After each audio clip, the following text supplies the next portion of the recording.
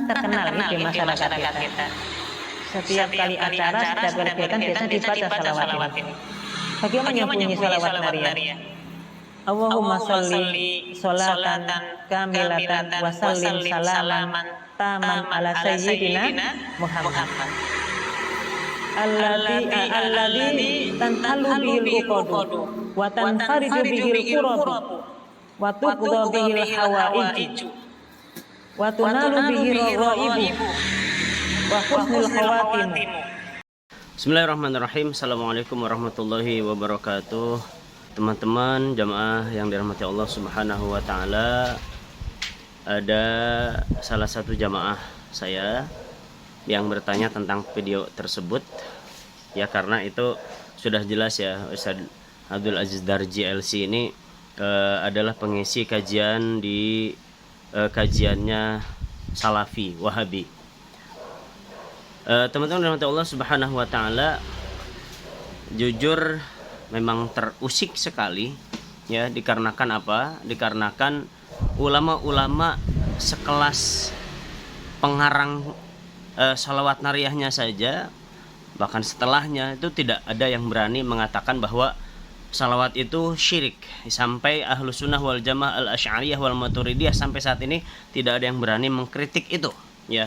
Kenapa? Karena mereka faham dengan bahasa Arab, faham nahwu shorof ya, faham sampai betul-betul faham ya.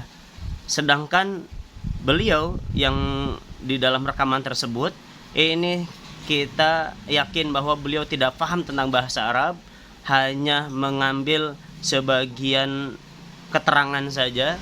Bahkan wal'iyadzubillah, beliau otomatis memvonis dan beliau memfitnah ya.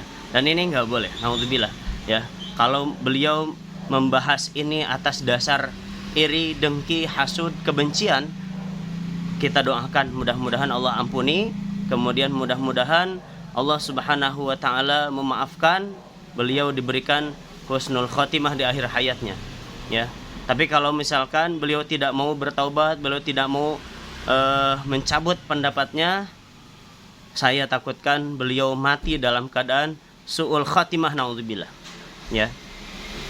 Teman-teman dirahmati Allah Subhanahu wa taala, di dalam bahasa Arab kata bihi ya di dalam sholawat itu menunjukkan baknya itu adalah sababiyah.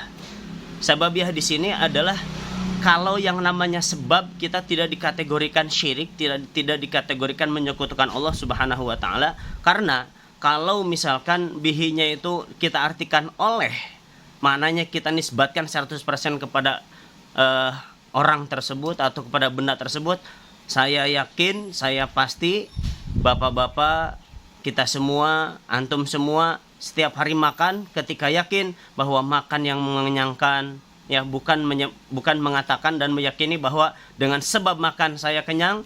Kita minum tiap hari, bukan mengatakan dengan sebab minum saya hilang hausnya, maka ini adalah syirik ya. Tapi kita sudah lumrah ya, sudah lumrah kita tiap hari makan, rutinitas, kita minum tiap hari rutinitas, dengan sebab makan kita kenyang, dengan sebab minum kita kenyang ya. Begitu juga kita menggunakan kendaraan yang menyampaikan kita kepada tujuan, bukan kendaraan, tapi dengan sebab kendaraan kita bisa sampai kepada tujuan, dan seterusnya.